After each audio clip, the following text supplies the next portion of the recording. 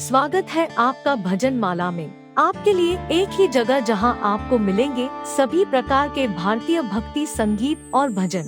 तो अगर आप अपने आध्यात्मिक सफर को संगीत के माध्यम से ऊंचाइयों तक पहुंचाना चाहते हैं, तो हमारे चैनल को सब्सक्राइब करें और भजन माला समुदाय में शामिल हो जाएं।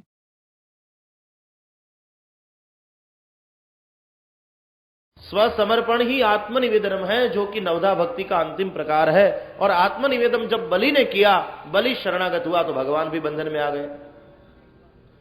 तो भगवान तो सर्व समर्पण और स्वसमर्पण के बगैर बंधन में आने वाले नहीं। एक बार तुम उसके हो गए तो फिर वो बंधन में आ जाएंगे। पाने के लिए देना पड़ता है।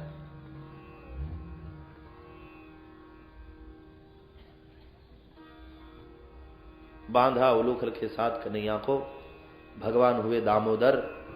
मां लग गई अपने काम में, रोते रहे नंदलाला। मां ने तो एक बात नहीं सुनी उसकी।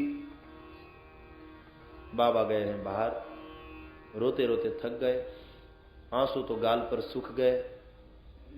अब सोचने लगे, अब रो करके भी किसको सुनाए। रोना कब चाहिए? जब कोई मनाने वाला हो। रूठना तब चाहिए जब कोई मनाने वाला हो, नहीं तो रूठ के भी क्या।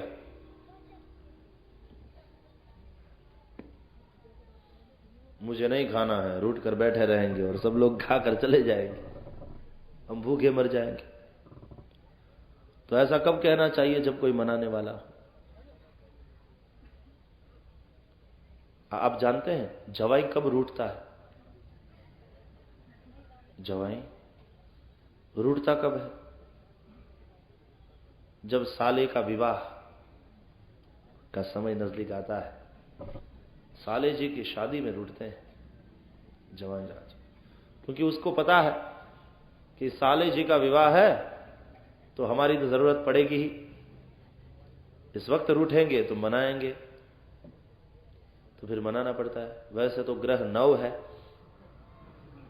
लेकिन शास्त्रकारों ने एक 10वें ग्रह की भी शोध कर दी कि एक 10वां ग्रह है, जामाता 10वां ग्रह, वो है जवाई। जैसे ग्रह पीड़ा होती है ना, तो हम परेशान हो जाते हैं, उसी तरह जवाई पीड़ा भी होती है कभी कभी।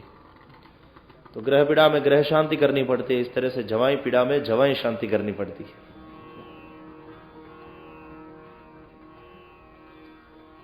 उसको पेंट का कपड़ा लेकर देना पड़ता है, शर्ट पीस लेकर देना पड़ता है, सफारी चाहे यदि तो सफारी देना पड़ता है।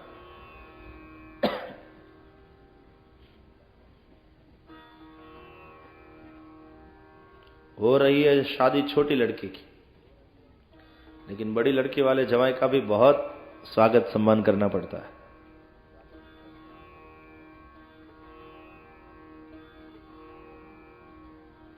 नए नए जवाई को मनाने में रहोगे तो ये पुराना रूठ जाएगा, इसलिए उसको भी मनाना पड़ता है, उसके पीछे भी देखना पड़ता है। तो रूठना तब चाहिए जब कोई मनाने वाला हो।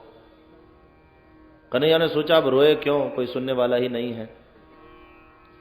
रोते हुए भगवान का ध्यान गया यमलार्जुन के वृक्ष पर। भगवान ने सोचा हम तो बंधनावस्था में हैं, चलो इनको मुक्त कर देते हैं। भगवान आगे आगे चले, पीछे पीछे उलूखल घसीटता हुआ चलाया। घसीटते हुए उलूखल को ले गए। 2 यमलार्जुन वृक्ष के बीच में बहुत कम जगह थी। भगवान तो गुजरे दोनों वृक्ष के बीच से, निकल गए, लेकिन उलूखल नहीं निकल पाया। और कन्हैया ने ऐसा जोर लगाया, दोनों वृक्ष मूल से निकल गए, धरती पर पड़ गए। 2 पुरुष प्रकट हुए उससे, नलकुबर और मणिग्रीव। स्वयं भगवान है बंधन में, तब काम किया है दोनों शापित को मुक्त करने का। ये करुणा है परमात्मा की कि स्वयं बंधन में है तब भी अन्य को मुक्त करते हैं। इस हालत में यदि कोई हमसे विनती करे कि हमको जरा मुक्त करो ना, तो हम कहेंगे भले मानुस, जरा मेरे सामने तो देख, मैं स्वयं बंधा हुआ हूं, मैं तुझे कैसे मुक्त कर सकता। लेकिन भगवान बंधनावस्था में है और काम किया है मुक्त करने का। नल कुबर और मणिग्रीव कुबेर के पुत्र हैं, रुद्र के अनुचर हैं। वारुणी मदिरा पीकर कैलाश के रमणीय उपवन में जल क्रीड़ा कर रहे थे स्त्रियों के साथ। उस वक्त वहां से देवर्षि नारद गुजरे। नारद को देखकर स्त्रियों ने अपने वस्त्र पहन लिए, लेकिन नल कुबर और मणिग्रीव ने वस्त्र धारण नहीं किया। तो देवर्षि नारद ने क्रोधित होकर शाप दे दिया, वृक्ष की तरह तुम स्थिर वैसे ही खड़े रहे, मर्यादा का पालन नहीं किया, जाओ दोनों वृक्ष हो जाओ। संत का क्रोध भी अनुग्रह होता है। संत का अपराध हुआ नलकुबर और मणिग्रीव से, उसके 4 कारण हैं। पहला कारण संपत्ति का अभिमान, क्योंकि कुबेर के पुत्र है ना, बाप कुबेर है, धनपति। तो कई बार ऐसा होता है कि पैसे वाले पिता के लड़के बहुत बिगड़ जाते हैं, अपने बाप की संपत्ति का अभिमान होता है। संपत्ति का अभिमान। दूसरा कारण सत्ता का अभिमान, रुद्र के अनुचर है, अच्छी पोस्ट पर है, सत्ता का अभिमान। तीसरा कारण वारुणिम मदिराम पित्वा, व्यसनी थे। सत्ता और संपत्ति का अभिमान जहां आता है वहां सत्ता और संपत्ति के बल का दुरुपयोग होता है और व्यसन और व्यभिचार की ओर लोग चले जाते हैं। ऐसा देखा गया है समाज में। व्यसनी थे, स्त्रियों के साथ जलक्रीड़ा कर रहे हैं, व्यभिचारी थे। तो संपत्ति का मद, सत्ता मद, व्यसन और व्यभिचार, 4 कारण थे। संत का भी अपमान करने लगे, साधु पुरुषों का अपमान करने लगे। लेकिन संत का क्रोध भी अनुग्रह होता है। दोनों ने जब क्षमा मांगी तब देवर्षि नारद ने कहा कि द्वापर के अंत में जब भगवान श्री कृष्ण यदुवंश में प्रकट होंगे तब तुम्हारा मोक्ष होगा। देखो, जिसके कारण भगवान श्री कृष्ण का दर्शन हुआ उसे शाप कहना चाहिए कि वरदान कहना चाहिए? इसको क्रोध कहोगे कि अनुग्रह कहोगे? दुर्जन की प्रशंसा से संत का क्रोध अच्छा है। संत के क्रोध में अनुग्रह होता है। संत का अर्थ है, सत शब्द से संत बना। सत, स पर अनुस्वार लग गया तो संत हो गया। जो सत का हुआ, जो सत्य का यानी परमात्मा का हुआ, जिसकी वाणी में, जिसके विचार में, जिसके वर्तन में सत्य का ही प्रतिबिंब है, सत्य ही सत्य है, वह संत है। मनस्येकम वचस्येकम कर्मस्येकम महात्मनाम, वह महात्मा है। वाणी, मन, वाणी, विचार और वर्तन तीनों में ऐक्य, महात्मा। मनस्येकम वचस्येकम कर्मस्येकम महात्मनाम, मनस्यन्यद वचस्यन्यद कर्मस्यन्यद दुरात्मनाम।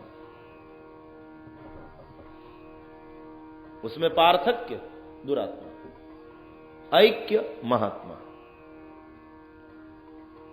संत का क्रोध अनुग्रह, क्रोधोपि तेनुग्रहम एव सम्मतः। आज भगवान के द्वारा नलकुबर और मणिग्रीव शाप मुक्त हुए। नलकुबर, पुराणों में नल राजा बहुत सुंदर माने जाते थे। पुरुषों में सुंदरता का दृष्टांत है नल राजा, बहुत सुंदर माने जाते। ऐसे स्वरूप नल राजा भी, जिसके सौंदर्य के सामने कुरूप लगने लगे, कुबर लगने लगे, उसका नाम है नलकुबर। ऐसा जो सौंदर्यवान, नल का सौंदर्य भी जिसके सामने फीका लगे, वो है नलकुबर।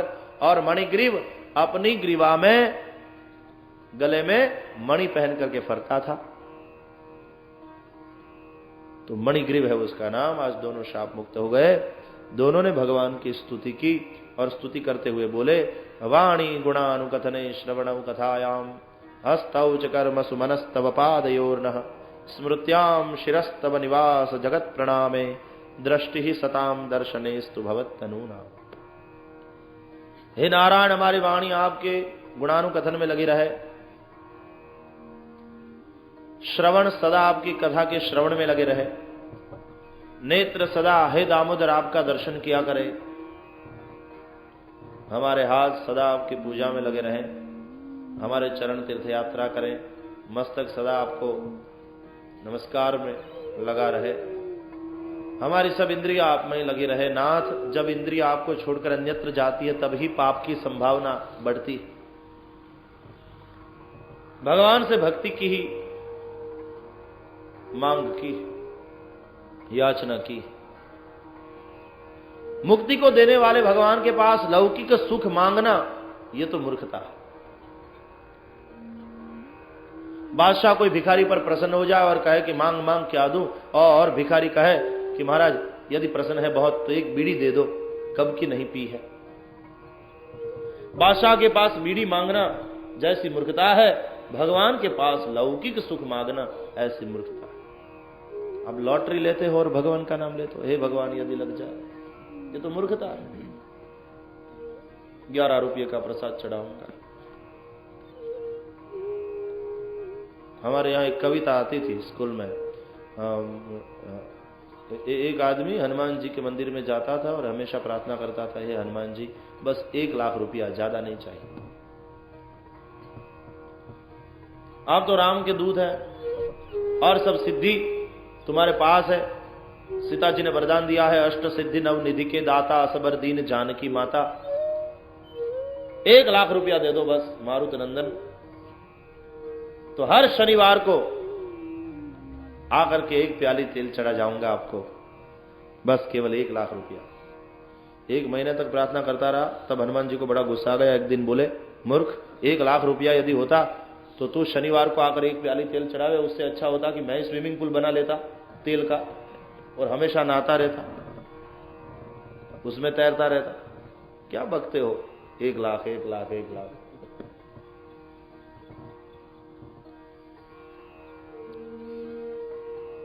कहने का तात्पर्य है लौकिक सुख के लिए नहीं, ये तो तुच्छता, मूर्खता है भगवान से लौकिक सुख मांगना।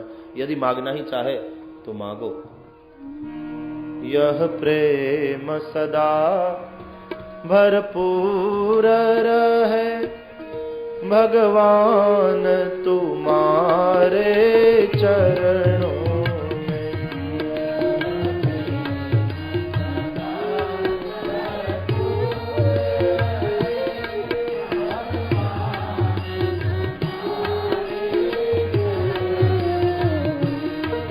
यह रज मेरी मंजूर रहे, भगवान तुम्हारे चरणों में।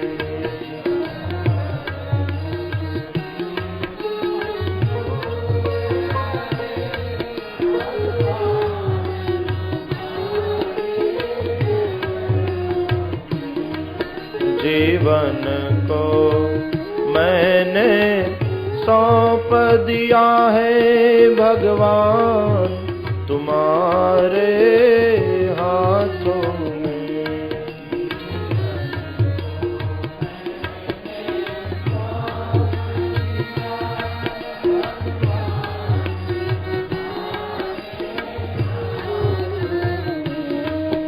उद्धार पतन अब मेरा है, भगवान तुम्हारे हाथों में।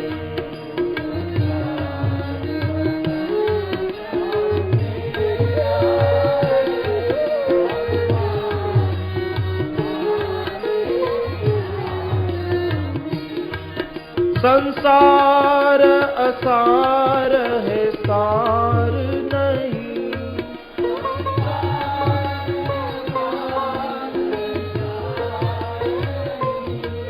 संसार असार है, सार नहीं।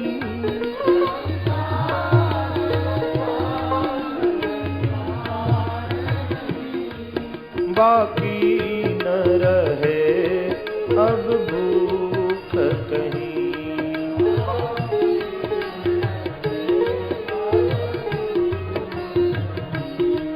बाकी न रहे अब भूख कहीं।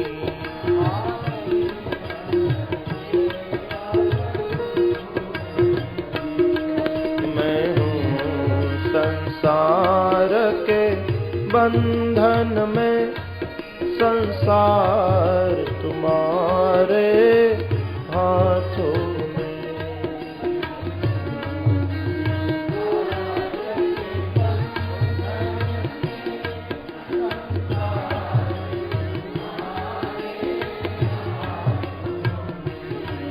मैं हूँ संसार के बंधन में, संसार तुम्हारे हाथों में।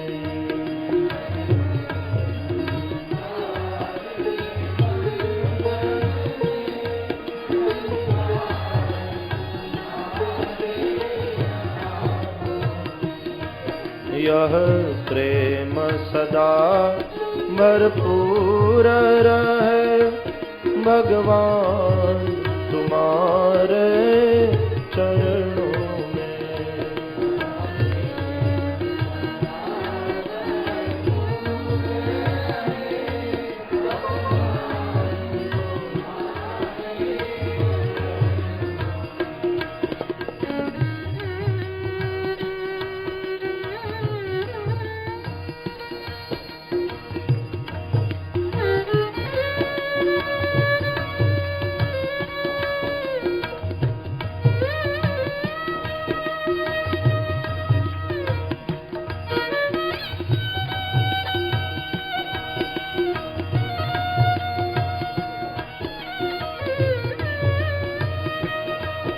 आँखों में सदा ये ध्यान रहे,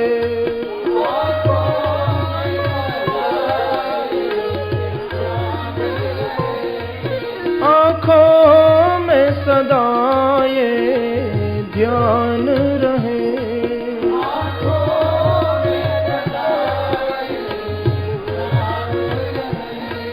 और मन चरणों में लगा रहे।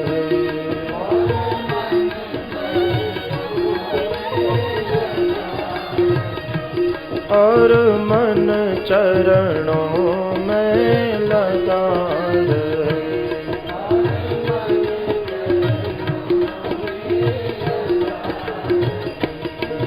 यह अंत समय की अर्जी है भगवान तुम्हारे चरणों में।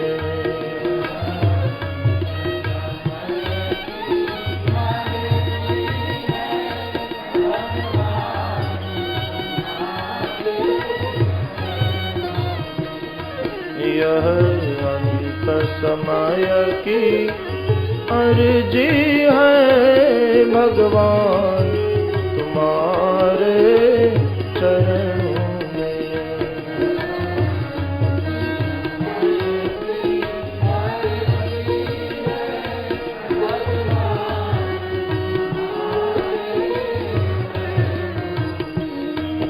यह प्रेम सदा भरपूर रहे भगवान तुम्हारे चरणों में।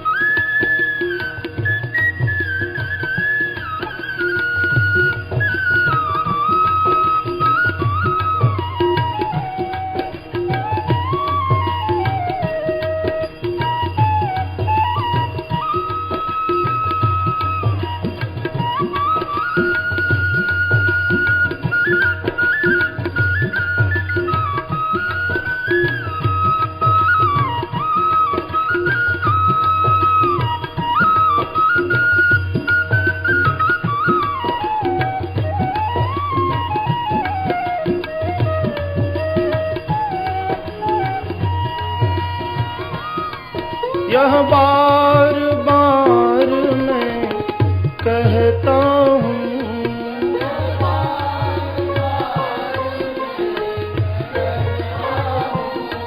यह बार बार मैं कहता हूँ,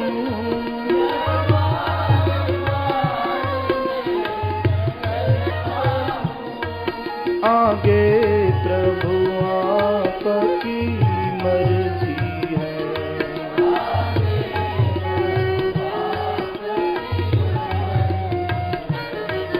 आगे प्रभु आपकी मर्जी है,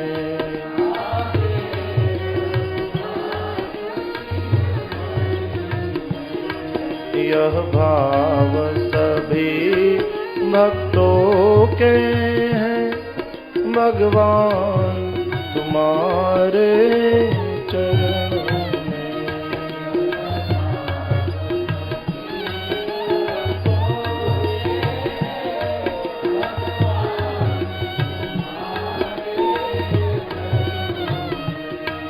यह भाव सभी भक्तों के हैं, भगवान तुम्हारे चरणों में,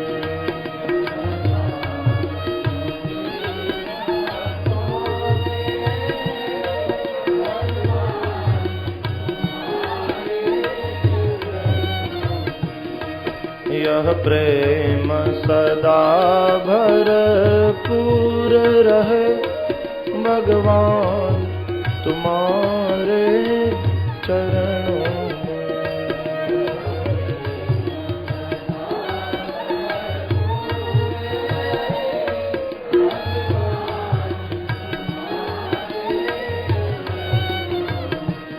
यह रज मेरी मंजूर रहे, भगवान तुम्हारे चरणों में,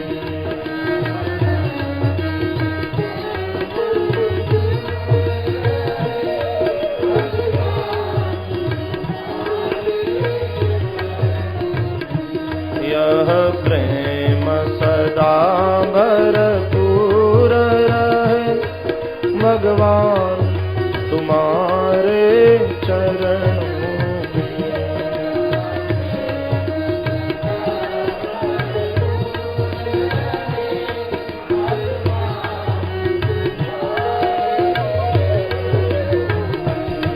भगवान तुम्हारे चरणों में,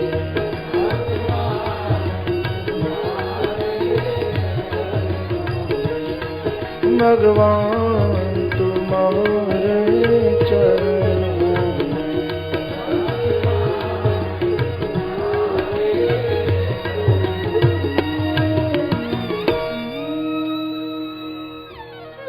नल कुबर मणिग्रीव ने भगवान नंद नंदन की स्तुति की। शाप मुक्त होकर दोनों अपने धाम में गए। वृक्ष जैसे ही नीचे गिर पड़े, आवाज सुनकर नंदादि सब ग्वाल दौड़ते हुए आए। कृष्ण को बांधा था उलूखल के साथ, नंद बाबा ने छोड़ा। सोचा ये वृक्ष कैसे धराशायी हो गए होंगे। बच्चे खेल रहे थे, उन्होंने कहा कि बाबा तुम्हारा कन्हैया रो रहा था, रोते हुए वह आगे चला, पीछे पीछे उलूखल।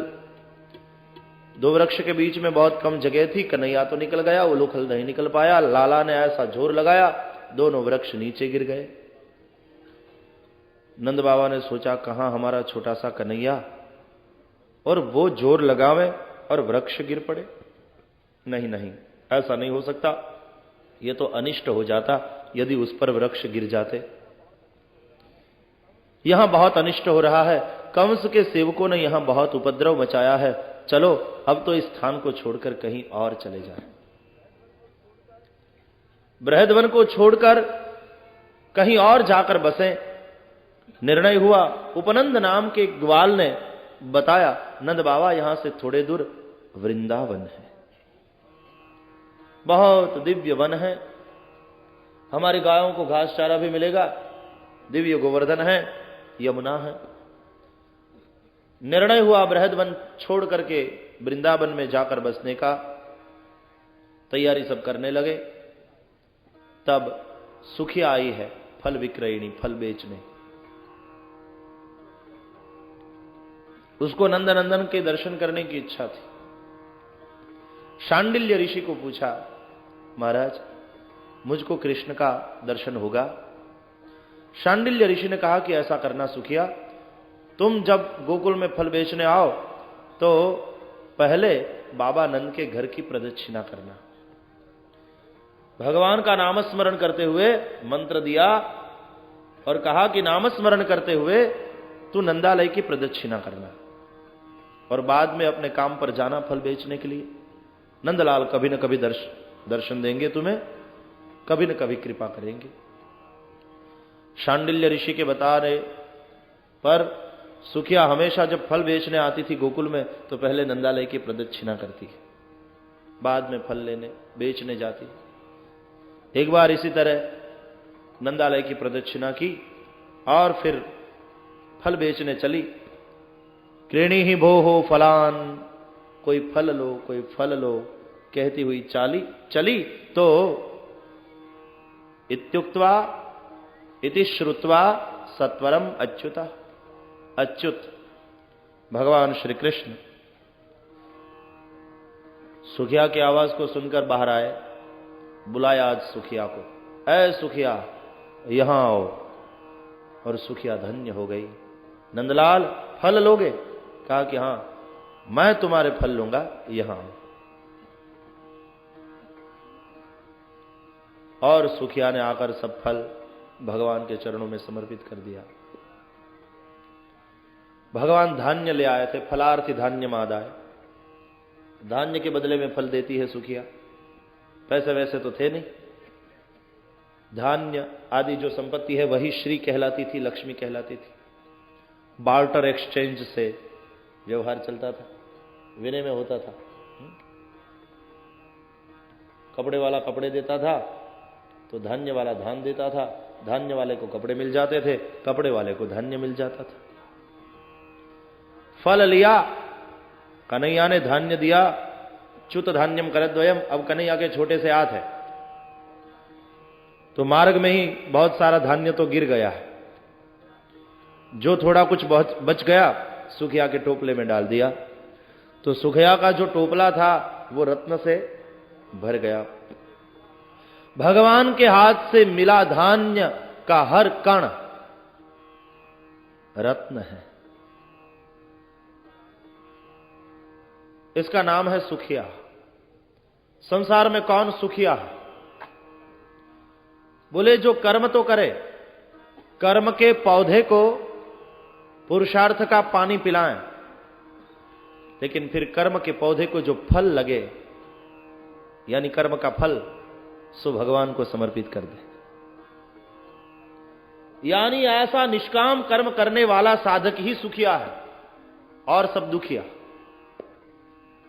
इसका नाम है सुखिया। कर्म करो, कर्म के पौधे लगाओ, लेकिन और उसे पुरुषार्थ का पानी भी पिलाओ। पुरुषार्थ के पानी से ही तो कर्म का पौधा बड़ा होगा, लेकिन जब फल आवे तो फल भगवान को समर्पित कर दें। कायेन वाचा मनसेन्द्रियैर्वा बुद्ध्यात्मना वा प्रकृते स्वभावात् करोमि यद्यत् सकलम परस्मै नारायणायेति समर्पयामि। सत्कर्म भगवान को समर्पित आप कर सकते हैं, पाप कर्म नहीं।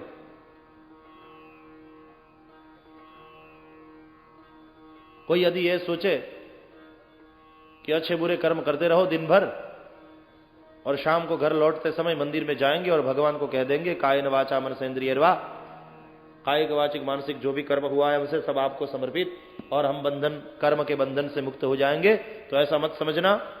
तब तो चोर चोरी करेगा, डाका डालेगा, जेब कतरे जेब काट लेंगे और अपना जो दुष्कर्म है शाम को मंदिर में जाएंगे और कह देंगे कायेन वाचा मनसेन्द्रियैर्वा।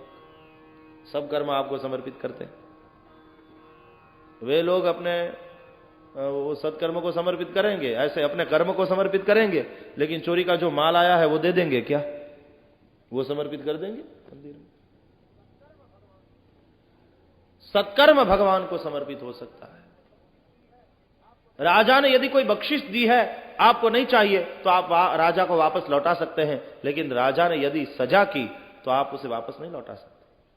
पुण्य कर्म परमात्मा को समर्पित कर सकते हैं, पाप कर्म सजा है, उसको आप भगवान को वापस नहीं लौटा सकते, उसकी सजा तो भुगतनी पड़ती है।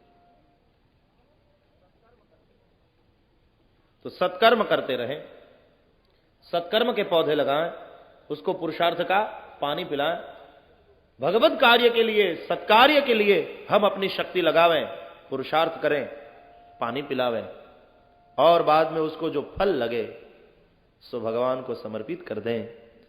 वही जन सुखिया और सब दुखिया। सुखिया पर भगवान ने अनुग्रह किया।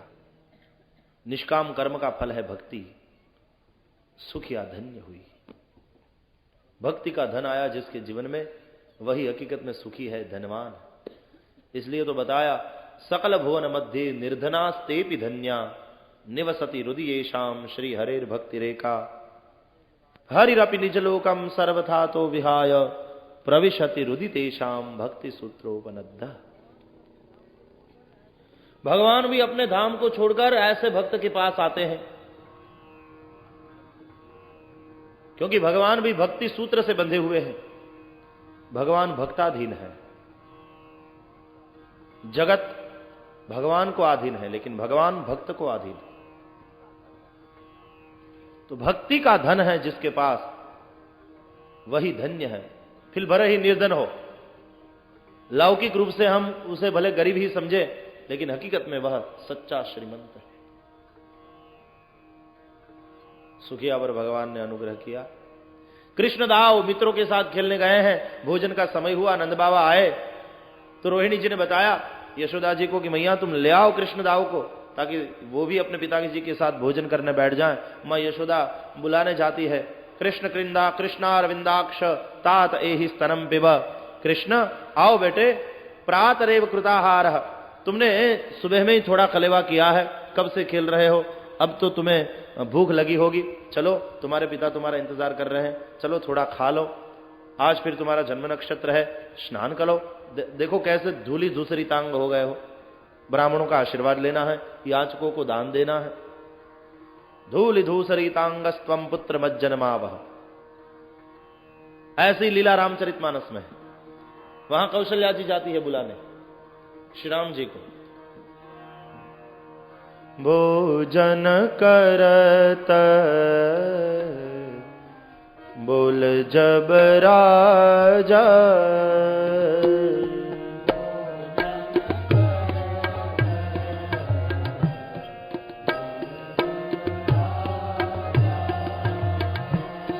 भोजन करत बोल जब राजा,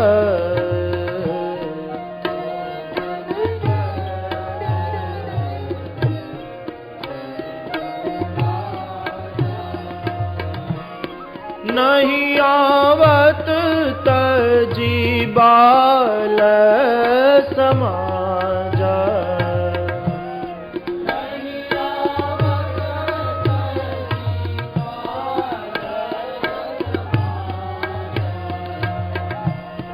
नहीं आवत तजी बाल समाजा,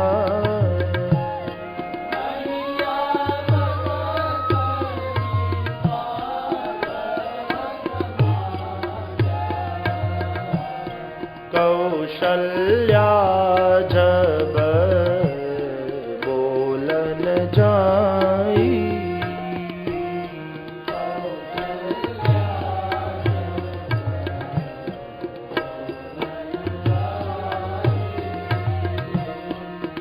कौशल्या जब बोलन जाई।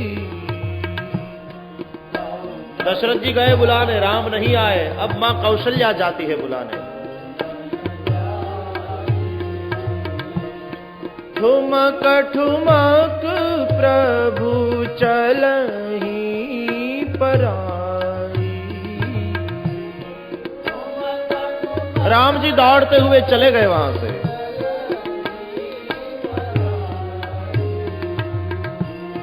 ठुमक ठुमक प्रभु चलहि पराई।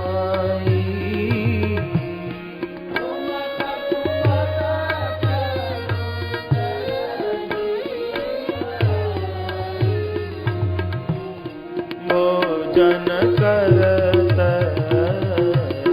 बोल जब राजा।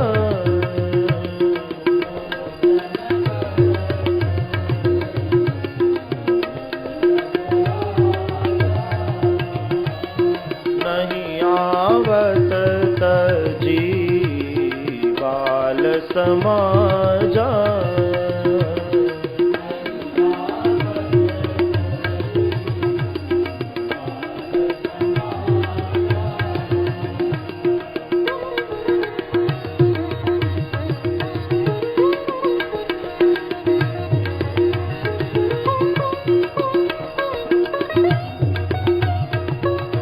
राजा गए बुलाने इसलिए नहीं आए, पिता गए होते तो आते। लेकिन यदि कोई राज्य सत्ता का अभिमान लेकर भगवान को बुला ले तो भगवान नहीं आता, नहीं आता। कौशल्या गई तो भी भाग गए, मां जाती तो आते। कौशल्या तो व्यक्तिवाचक नाम है, और जहां व्यक्तिवाचक नाम आवे वहां मैं आएगा। कौशल्या कौन? बोले मैं, और जहां मैं होता है मैं था तो प्रभु नहीं। भगवान दूर भागते। अब भगवान पकड़े कब गए?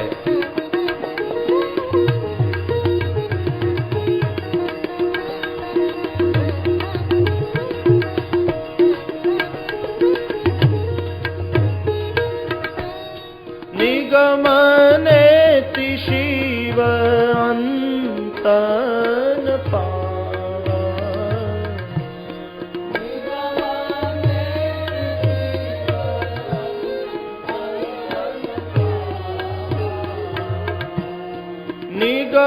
निगमनेति शिव अंतन पावा।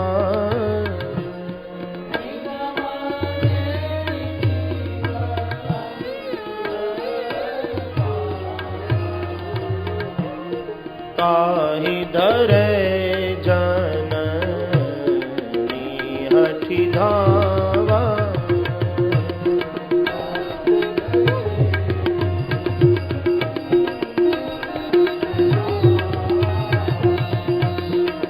ताहि धरे जननी हठि धावा।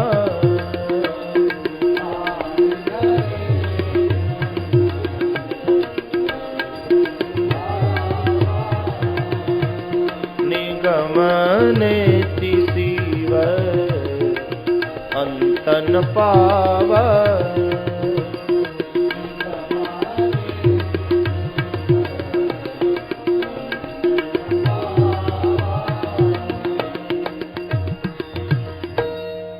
वेद जिसको नेति नेति कहकर पुकारते हैं, शिव भी जिसके अंत को प्राप्त नहीं करते, उसको आज मां ने पकड़ लिया। जननी हठी धावा, मां गई तो पकड़ में आ गए। और जब भगवान आए तो कैसे आए? धूसर धूरी भरे तन। धूली धूसरितांग है। यहां क्या किया? व्यास जी ने लिखा, जब भगवान आए तो कैसे आए? यशोदा जी ने बताया, धूलि धूसरितांगस्त्वम पुत्र मज्जनमा। कहीं कहीं जगह तो ऐसा लगता है कि राम कथा और कृष्ण कथा पैरेलल चल रही है, रेल की पटरी के समान पैरेलल चल रही है दोनों। कई जगह सीधा भाषांतर मिलता है।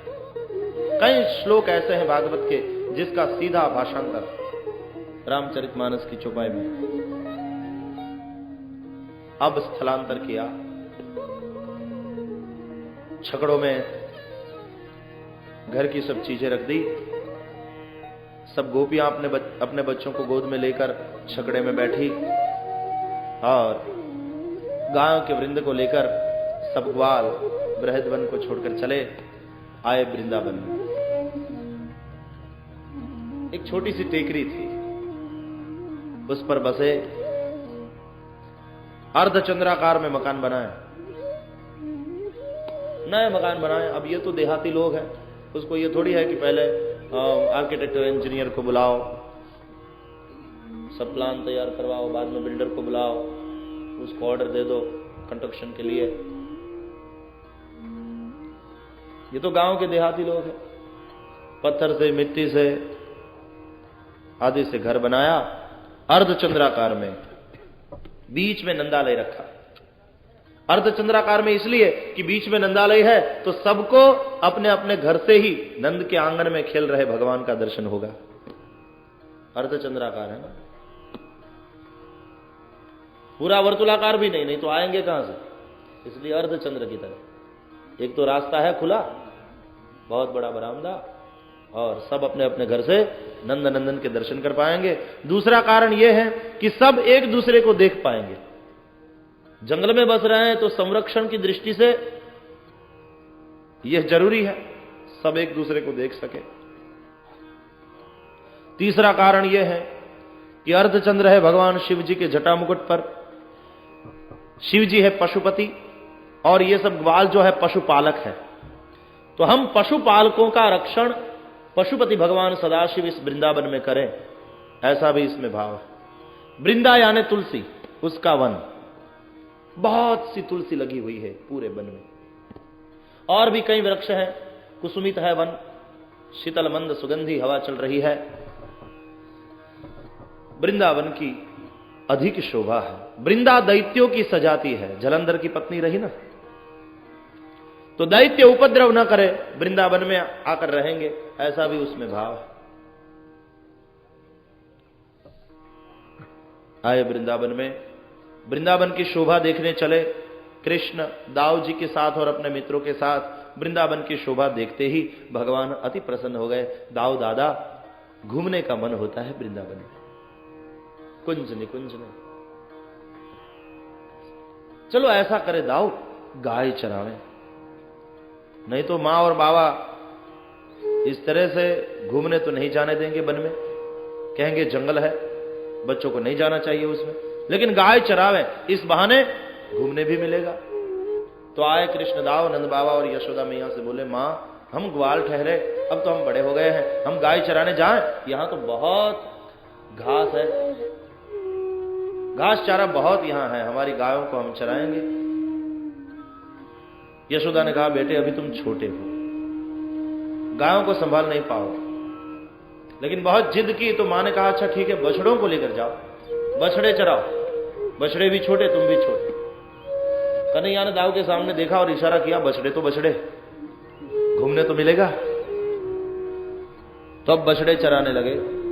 एक बार वृंदावन में अपने बछड़े को लेकर गए भगवान मित्रों के साथ, बछड़े सब चर रहे थे, भगवान अपने मित्रों के साथ खेल रहे थे। तब वत्सासुर बछड़े का रूप लेकर आया और बछड़े के वृंद में मिल गया।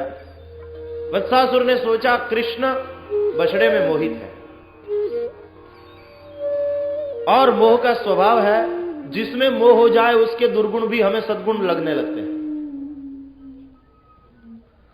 मोह दुर्गुण को भी सद्गुण के रूप में बताता है। यदि मैं बछड़े का रूप लेकर जाऊंगा तो ये मुझ में मोहित हो जाएंगे और मुझे पहचान नहीं पाएंगे, मैं उसको मार दूंगा। लेकिन इसका तो नाम ही मोहन है, सबको मोहित करने वाले हैं, खुद मोहित होने वाले नहीं हैं। उत्तम ग्वाल है, पहचान गए। ग्वाल होता है ना, अपने सब पशुओं को ठीक पहचानता है, अच्छी तरह जानता है, कौन बछड़ा किस गाय का है वो भी उसको पता होता है। कन्हैया ने दिखाते हुए कहा, दाऊ दादा देखते हो उस बछड़े को, ये बछड़ा अपना नहीं है, और सुन लो बछड़ा भी नहीं, मैं इस दुष्ट को जानता हूं, ये वत्सासुर आया, असुर है, बछड़े का रूप लेकर आया है, वो आया है मारने, लेकिन अभी लल्लू को मजा चखाता हूं। गए भगवान धीरे धीरे उसके पास और उसके माथे पर हाथ फेरा, तो वत्सासुर को लगा कि ये फंसा। तब कन्हैया हंसा कि बेटा तू फंसा, देख अब मैं क्या करता हूं। हाथ फेरते हुए गए पीछे की ओर। वत्सासुर तो मौका ढूंढ रहा था कि अब इसको खत्म कर दूंगा मौका मिलते ही, लेकिन पहले तो मोहन ने ही मौका प्राप्त कर लिया। पीछे गए, पीछे वाले 2 पग पकड़े और फिर ऐसा घुमाया पछारा वृक्ष में, वत्सासुर के प्राण निकल गए। सब ग्वाल नाचने लगे, कूदने लगे, जय जयकार करने लगे। श्री वृंदावन विहारी लाल की। कन्हैया तुमने तो बहुत बड़ा पराक्रम किया, ये असुर मारा गया। वत्सासुर को मारने के पश्चात भगवान ने बकासुर को मारा। भगवान बहुत सावधान, काया को नहीं देखते, हृदय को देखते हैं, भाव को देखते हैं। वत्सासुर वत्स का ही रूप लेकर आया था, वत्सों में मिल गया था। वत्स का अर्थ प्रिय भी होता है, तो भगवान को प्रिय यानी वैष्णव, उसकी रक्षा करते हैं, उसे चराते हैं। भगवान बछड़े चरा रहे हैं, वैष्णव को चराते हैं, उसका पोषण करते हैं और उसका रक्षण करते हैं। वैष्णवों की रक्षा करने वाले भगवान हैं। तो असुर ने क्या किया, वैष्णव वृंद में वो वैष्णव का रूप लेकर घुस गया, तिलक कर लिया, माला पहन ली, ऐसा दाम्भिक रूप बना लिया। लेकिन भगवान बाह्य रूप को देखते नहीं, वो तो भीतर को देखते हैं। जान गए कि ये तो असुर है और वैष्णव का रूप लेकर आया, तो भगवान ने क्या किया, उसको खत्म कर दिया। हकीकत में उसको वैष्णव बना दिया और अपने पास सदा के लिए रख लिया। वत्सासुर वहां गया जहां जाने वाले वापस नहीं आते। यद गत्वा न निवर्तन्ते तद्धाम परमं मम। भगवान ने उसे वैष्णव बना दिया, उसके आसुरत्व को विनाश कर दिया उसका। और देखो भगवान कितने दयालु है कि अब वैष्णव बनकर आए ही हो तो केवल भेष क्यों बनाते हो, देखो तुमको खत्म कर देते हैं, माने तुम्हारे आसुर भाव को हम खत्म कर देते हैं, सदा के लिए वैष्णव बनाकर तुम्हें हमारे पास स्थान दे देते हैं। भगवान ने अपने धाम में उसे भेज दिया। वत्सासुर मर गया। तो आए अब यमुना पुलिन पर, वहां बकासुर है, बगुले का रूप लेकर बैठा है। कृष्ण को देखते ही उसे बड़ा क्रोध आया, मेरे सहोदरों को मारने वाला है ये, इसको मारकर मैं बदला लूंगा। दौड़ता हुआ आया भयंकर बगुला, चांच से उठाया कृष्ण को, खा लिया। मूर्ख है वह। कृष्ण नाम मुखे स्थाप्यम न कृष्ण प्रतिमा क्वचित। यदि कृष्ण बहुत प्यारे लगते हैं तो उसका नाम मुंह में रखना चाहिए, कृष्ण की प्रतिमा को नहीं। ठाकुर जी का नाम हमारे मुंह में वो तो ठीक है, लेकिन ठाकुर जी को यदि मुंह में डाल दे, छोटा सा शालिग्राम शिला है, ठाकुर जी है, उसकी पूजा करते हैं हम, तो उसका नाम रखें विष्णवे नमः विष्णवे नमः विष्णवे नमः, तब तक तो ठीक है। और विष्णु को ही उठाकर मुंह में रख जैसे जामुन हो, ये तो मूर्खता है ना। कृष्ण का नाम मुख में रखना चाहिए। ये तो कृष्ण को ही मुख में लेकर उतार गया पेट में। खाना एक बात है और पचाना दूसरी बात है। दाह होने लगा बकासुर को, सहन नहीं हुआ तो उसने वमन कर दिया, कृष्ण को बाहर निकाल दिया और जैसे ही चांच से मारने गया, भगवान ने उसकी 2 चांच पकड़ ली और उसे चीर दिया। जैसे सुबह में दातुन करने के बाद हम उसको चीर देते हैं, जैसे कपड़े का व्यापारी कपड़े को चीर देता है, चीर दिया उसे, मर गया बकासुर और ग्वालों ने पुनः जय जयकार किया। श्री वृंदावन विहारी लाल की। बक बगुला है, दंभ का प्रतीक है। ऊपर से सफेद है, अंदर से काला है, काम उसके काले। खड़ा भी रहता है सरिता के जल में तो ऐसे खड़ा रहता है मानो कोई महात्मा तपश्चर्या कर रहे हैं, एक पग से खड़ा रहता है, ऐसा ध्यानस्थ होता है। तो मछलियों को, भक्तों को लगता है कि चलो कोई महात्मा तपश्चर्या कर रहे हैं, आशीर्वाद ले, पैर छुए, पाए लागे, तो मछलियां आती है नमस्कार करने और महात्मा जी उसको आशीर्वाद देने के लिए जो ऊपर उठाया है पग वो नीचे करते हैं, दबाते हैं मछली को, चांच से उठाकर खा जाते हैं। तो बाहर जो भक्त वृंद लाइन में खड़ा है सोचता रहता है कि सब अंदर जाते हैं, कोई वापस क्यों नहीं आता। तो किसी भक्त ने आकर पूछ दिया, महात्मा जी यहां एंट्री है लेकिन एग्जिट क्यों नहीं? आपके पास सब आ रहे हैं, ये तो दिखाई दे रहा है, लेकिन कोई आपसे निकल नहीं रहा है, फिर दर्शन करके वापस नहीं लौट रहा, ऐसा क्यों? तो महात्मा ने कहा, यद गत्वा न निवर्तन्ते तद्धाम परमं मम। गीता को नहीं जानते तुम? एक बार जो मेरी शरण में आ जाता है उसे फिर मैं सदा के लिए अपने आप में बसा लेता हूं, फिर उसे इस संसार के चक्र में भटकने नहीं जाना पड़ता, उसका आवागमन बंद हो जाता है। यह दंभ है। भगवान ने उसको खत्म कर दिया। बगुला भी सफेद है, हंस भी सफेद है, दोनों पानी में रहने वाले हैं और दोनों का रूप रंग देखो तो एक ही है, लेकिन बगुला दंभ का प्रतीक है, हंस विवेक का प्रतीक है। उसकी दो चांच है, नीचे वाली है लोभ, ऊपर वाली है असत्य। लोभ पाप का पिता है और असत्य स्वयं एक महापाप। इसलिए बकासुर को मारने के बाद अघासुर के मारने की कथा आई। अघ माने पाप। लोभ और असत्य के कारण जो पाप हुआ, भगवान ने लोभ और असत्य को तो मिटा दिया, दंभ को खत्म कर दिया। अपने लोभ और अपने असत्य से ही दंभ मारा गया। आप समझते हैं? उसकी दो चांच। दंभी लोग जो होते हैं समाज में, और वे लोभ और असत्य का सहारा लेते हैं, लोभ और असत्य पर जीते हैं, हाँ, उसकी चांच बहुत बड़ी होती। तो उसी लोभ और असत्य से ही भगवान ने उसको खत्म कर दिया। लोभ और असत्य दो चांच के द्वारा ही भगवान ने उसको खत्म कर दिया। अब लोभ और असत्य के कारण जो पाप पुंज है, पाप पुंज का विनाश किया, यानी अघासुर को मारा। लोभ का पाप का बाप है और असत्य स्वयं एक महापाप। रामचरितमानस में आया, नहीं असत्य सम पातक पूजा, नहीं असत्य सम। अयोध्या कांड। नहीं असत्य सम पातक पूजा,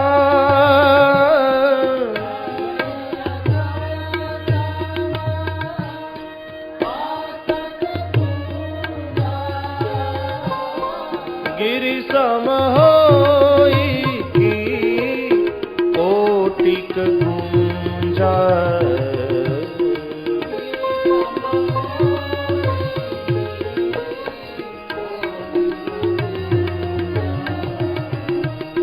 गिरि सम होई की कोटिक गुंजा।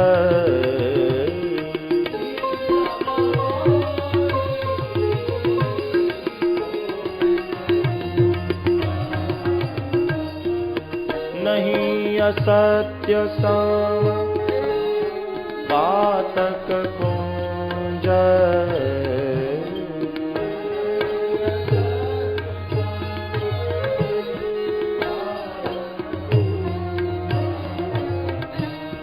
गिरि सम होई की कोटिक गुंज।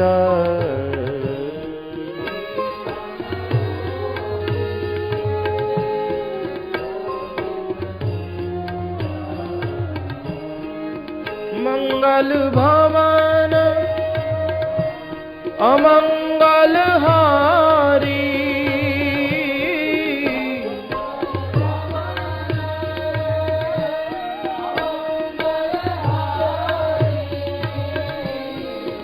द्रवहु सो दशरथ अजीर विहारी।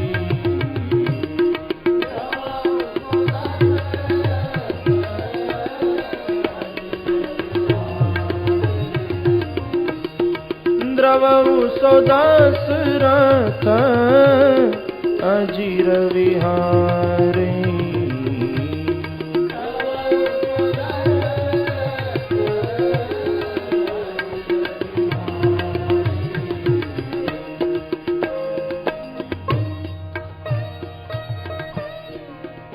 नहीं असत्य सम पातक पूंजा। असत्य समान कोई पातक नहीं है। गुंजा को कितनी ही जमा करो, बहुत बड़ा ढीग हो जाए उसका, फिर भी हिमालय नहीं हो सकता। असत्य समान कोई पाप नहीं।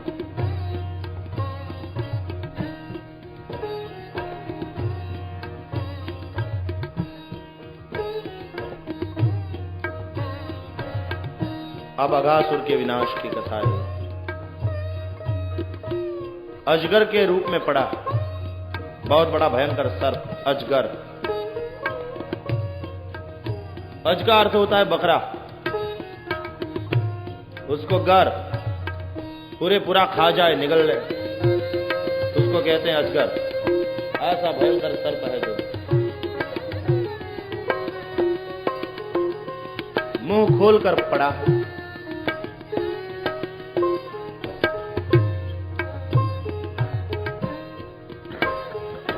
पाप इसी तरह मुंह खोल करके पड़ा रहता है। ऐसा लिखा है भागवत में, उसका जो ऊपर वाला होठ था बादल को छू रहा है। पाप इसी तरह मुंह फाड़ कर पड़ा है। सावधान। नाम है अघासुर। अघ माने पाप।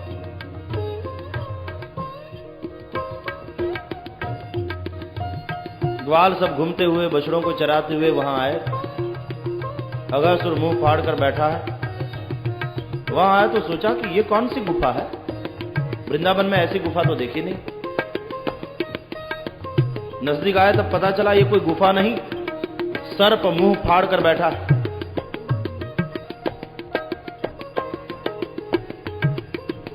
इसकी जीभ देखो रास्ते जैसी लगती है। चलो इसके मुंह में जाए,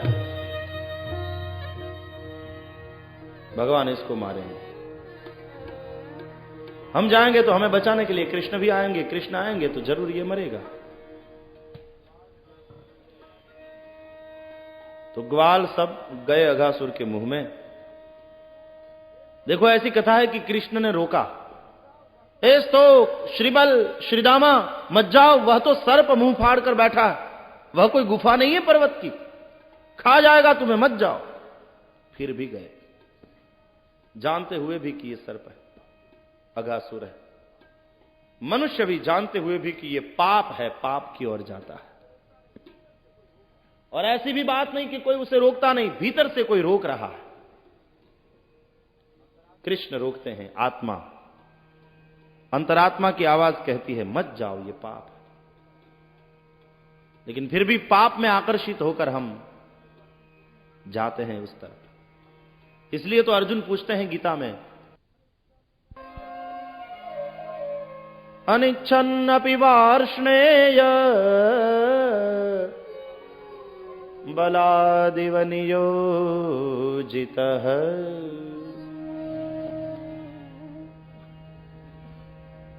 नहीं चाहते हुए भी हे कृष्ण, मनुष्य पाप क्यों करता है?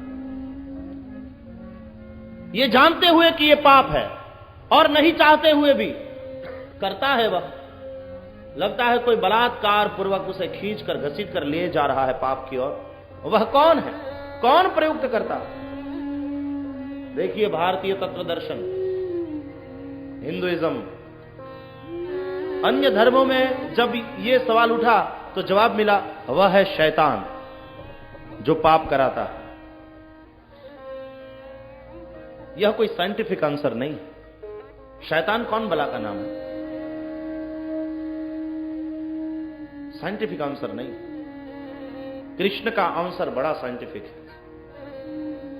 कहते हैं हां अर्जुन, तुम्हारी बात सही है, जानते हुए भी कि ये पाप है और कभी कभी तो न चाहते हुए भी पाप की ओर कोई घसीट कर ले जाता है हमें। वो कौन है?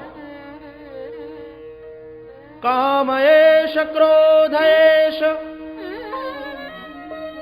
रजोगुण समुद्भवः महाशनो महापाप्मा विध्येनमिह वैरिणाम्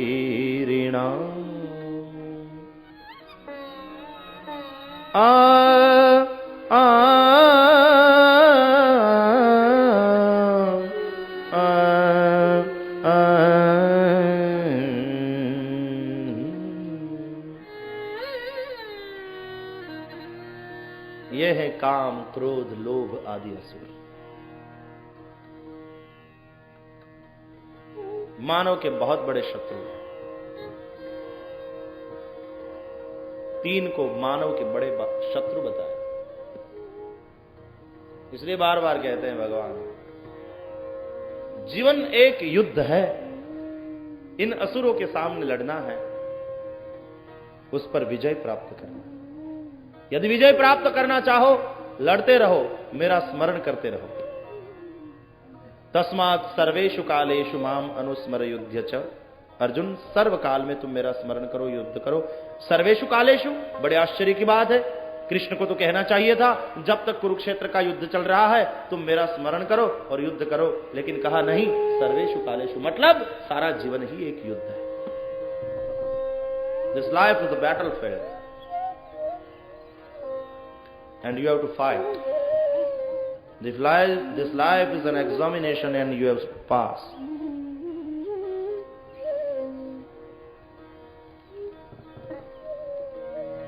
सतत युद्ध करना, तो भगवान का नाम स्मरण करते हुए युद्ध करो तो सदा विजय है। जहि शत्रुम महाबाहो काम रूपम दुरासदम। गीताकार ने काम, क्रोध, लोभ को नरक के द्वार बताए। श्रीमद् भागवत के 5वें स्कंद के अंत में नरक का वर्णन आता है। सुनकर कई लोग कहते हैं, आपने नरक देखा है? नरक है, हकीकत है कि केवल ऐसा लिखा ही है? तो कहते हैं भाई भागवत में लिखा है, भरोसा करो। कहा कि कैसे करें, प्रमाण क्या? तब प्रमाण तो क्या दे सकते हैं? जो गए वापस नहीं आए कहने के लिए कि भाई ऐसे ऐसी एसटी बस मिलती है, ये रेलगाड़ी जाती है, या तो फिर बाय एयर इस तरह से पहुंचा जा सकता है, ऐसी ऐसी वहां व्यवस्था है, ऐसा तो कोई कहने के लिए आया नहीं लौट कर। तो प्रमाण क्या होगा? मर जाओ, जाओगे तो अनुभव हो जाएगा, और क्या कैसे मरने के बाद कहीं ना कहीं तो जाएंगे। नरक का तो पता नहीं, लेकिन गीताकार बताते हैं नरक के द्वार कहां है उसका पता है, और कह सकते हैं भरोसा दिलवाते हैं, विश्वास दिलवाते हैं कि उस द्वार से यदि आपने प्रवेश किया तो आप पहुंचेंगे, जरूर पहुंचेंगे नरक में।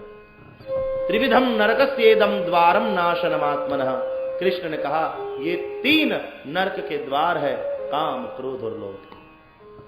रामचरितमानस के अरण्य कांड में भगवान श्री राम जी ने लखन जी को उपदेश करते हुए इन तीनों को बड़े शत्रु बताए हैं, महाखल बताए। तात तीनी अति प्रबल खल, काम, क्रोध अरु लोभ, मुनि विज्ञान धाम मह, करहि निमिष महु क्षोभ। बड़े बड़े ज्ञानी मुनियों के मन में भी निमेष मात्र में क्षोभ पैदा कराने वाले ये 3 प्रबल खल है, दुष्ट है। लोभ के इच्छा, दंभ, बल, काम के केवल नारी, क्रोध के परुष बचन बल।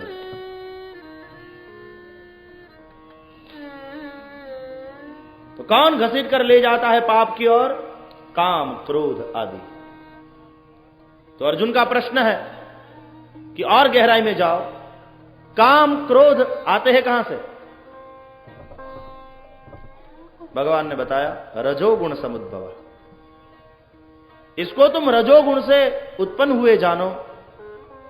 अब रजोगुण कहां से आया, ये यदि सवाल है तो रजोगुण तो है ही हमारे शरीर में, क्योंकि सत्व, रज और तम त्रिगुणात्मक प्रकृति का ये प्रतीक है, रूप है शरीर। कभी कभी सत्व और तम दोनों गुणों को दबाकर रजोगुण ऊपर आ जाता है, तब काम, क्रोध, लोभ आदि का आविर्भाव होता है, पाप की ओर घसीट कर ले जाता है।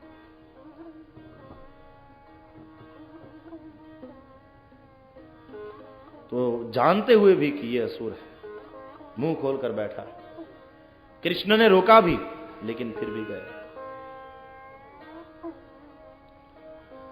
निद्रा के लिए यदि तमोगुण है तब तक तो तमोगुण का सदुपयोग हुआ, लेकिन प्रमाद और आलस्य ये भी तमोगुण से उत्पन्न होते हैं, ये दुरुपयोग हुआ।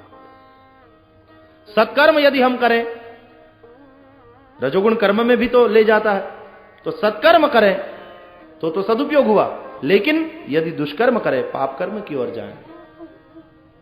काम क्रोध, यदि काम क्रोध आए तो फिर पाप की ओर ले जाएंगे। काम क्रोध लोभ पाप की ओर घसीट कर ले जाते।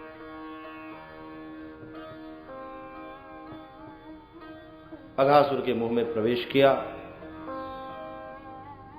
भगवान ने भी प्रवेश किया, लेकिन जब प्रवेश किया ग्वालों ने तो तालियां बजाते हुए और कृष्ण कृष्ण कहते हुए गए। रोका कृष्ण ने मत जाओ, लेकिन वो तो तालियां बजाते हुए, कन्हैया हम जा रहे हैं, तुम भी आओ। मतलब भगवान पाप से बचाएंगे, इतना तो करो, तालियां बजाते हुए कृष्ण का नाम तो पुकारो। जो संकीर्तन करते हैं प्रेम से, भगवान रक्षा करते हैं उसकी पाप से।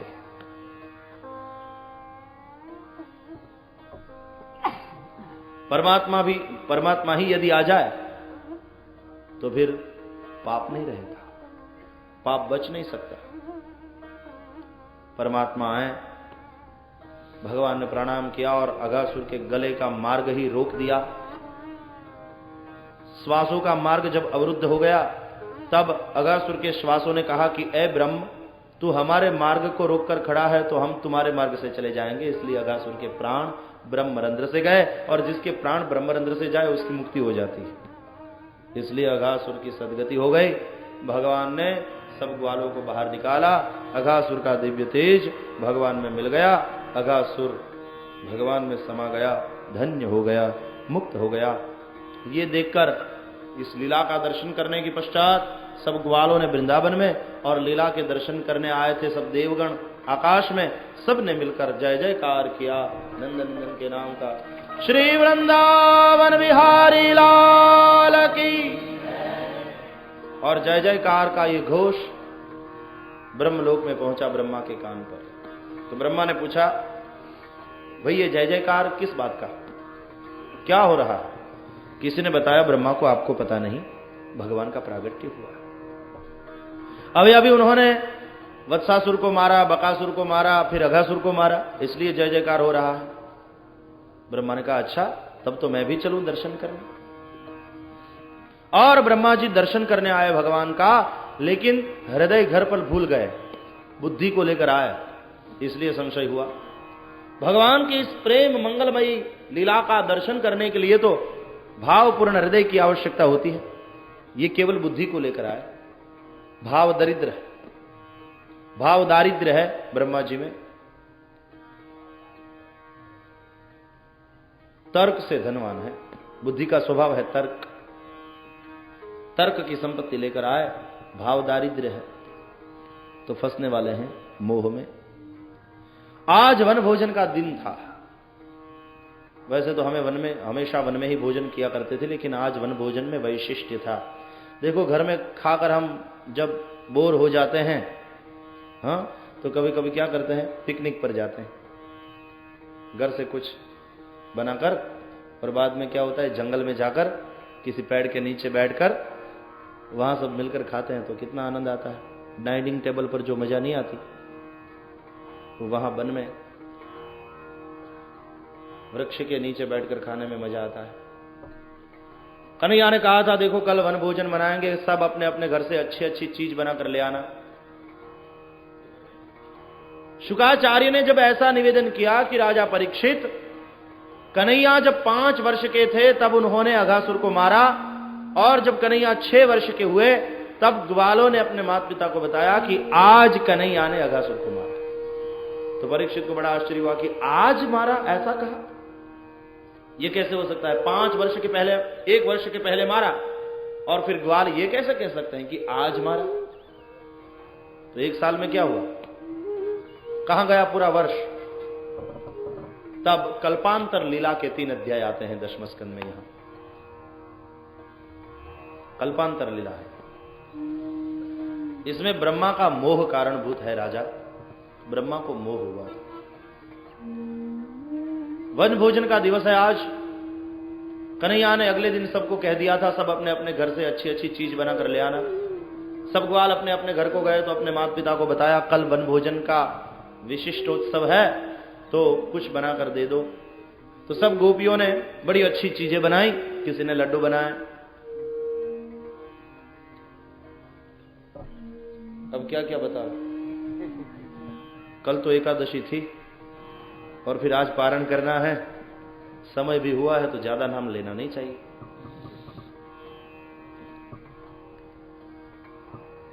इतनी अच्छी अच्छी चीजें बनाई। एक तो पेड़ा बना कर लाया था गाय के दूध से, और एक तो मटुकी में रबड़ी बना कर ले आया था। दूसरे ने कहा मैं गुलाब जामुन लाया हूं।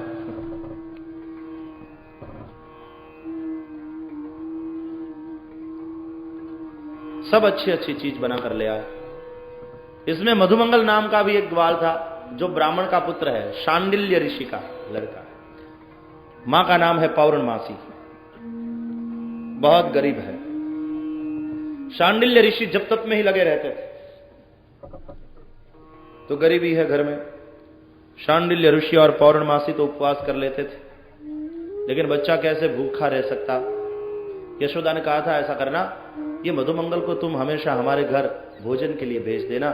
एक ब्राह्मण को भोजन कराने का हमें लाभ मिलेगा, पुण्य मिलेगा, और बच्चा भूखा नहीं रहेगा।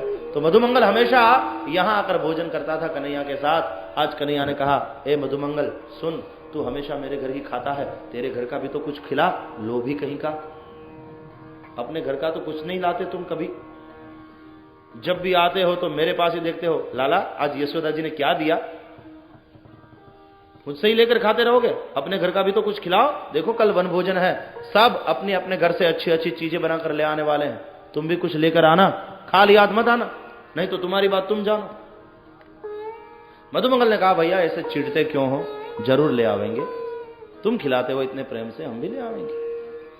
मधुमंगल भी घर गया, अपनी मां पौर्णमासी को कहा कि मैया कल वन भोजन है, कन्हैया ने कहा है घर से कुछ बनाकर ले आना, मैया कुछ बना देना। हाँ, कन्हैया को जो अच्छा लगे। मां की आंख में आंसू आ गए, बेटे घर में कुछ है ही नहीं, मैं तुझे क्या बना कर दूं। यदि कुछ बनाने को होता तो मैं तुझे कृष्ण के घर भोजन के लिए क्यों भेजती, अपने हाथ से बनाकर न खिलाती। रात को तो समझाकर उसे सुला दिया। सुबह होते ही वह उठकर तैयार हुआ, स्नान वान करके तैयार हो गया। मां, मैं वन में जाने के लिए तैयार हो गया हूं, तुमने कुछ बनाया? तो और तो कुछ घर में था नहीं, एक मटकी में थोड़े दिन की पड़ी हुई खट्टी छाछ थी। बेटा ये ले जाओ। चिढ़ गया बहुत मधुमंगल, ताजी ताजी छाछ पीने वाला है वो, उसको खट्टी छाछ पिलाऊं? सब ग्वाल सब जानेंगे कि मैं खट्टी छाछ लेकर आया हूं, सब मेरी मस्करी करेंगे। नहीं नहीं, ये मैं नहीं दे सकता। मां ने कहा कि तुझे यदि शर्म आ रही है तो कहना मेरी मां ने भिजवाया है। बस वो समझाकर खट्टी छाछ लेकर देकर उसे भेजा। आज मधुमंगल खट्टी छाछ लेकर आया है। अघासुर को मारने के बाद सब आए यमुना पुलिन पर, बछड़े चर रहे थे हरा घास, और यहां हरियाली धरती में बैठे सब ग्वाल वर्तुलाकार में। नजदीक में ही केले का बन था, तो केले के पत्ते ले आए काटकर, और यमुना जल में उसे धोकर पत्रावली दे दी सबको एक एक। केले के पत्ते में सब भोजन करने बैठे। अपने घर से जो चीजें ले आए थे सब निकालने लगे, कन्हैया को देने लगे। गोपियों ने अपने बच्चों को कहा था, बेटा पहले कन्हैया को देना, बाद में तू प्रसाद लेना। तो कन्हैया लेते हैं, चखते हैं, प्रशंसा करते हैं कि वाह, तुम्हारी मां का जैसा प्रेम मीठा है वैसे ही ये चीज मीठी हुई। भैया अब सबको बांट दो। तो सब पहले कृष्ण को देने लगे, बाद में एक दूसरे को बांटने लगे। बांट कर खाने का मजा। कुत्ते नहीं बांटते, भौंकते हैं। कुत्ता यदि कुछ खा रहा है और दूसरा कुत्ता आवेगा तो वो भौंकेगा। मानव को तो चाहिए बांट के खाए। रामकृष्ण परमहंस को किसी ने पूछा, संत आप किसको कहेंगे? रामकृष्ण ने कहा, तेरी दृष्टि में संत की परिभाषा क्या है, तू पहले बता। उसने कहा, मिले तो खाए, न मिले तो भूखा रहे, वह संत है। रामकृष्ण ने कहा, वो कुत्ता है। मिले तो खाए और न मिले तो भूखा रहे।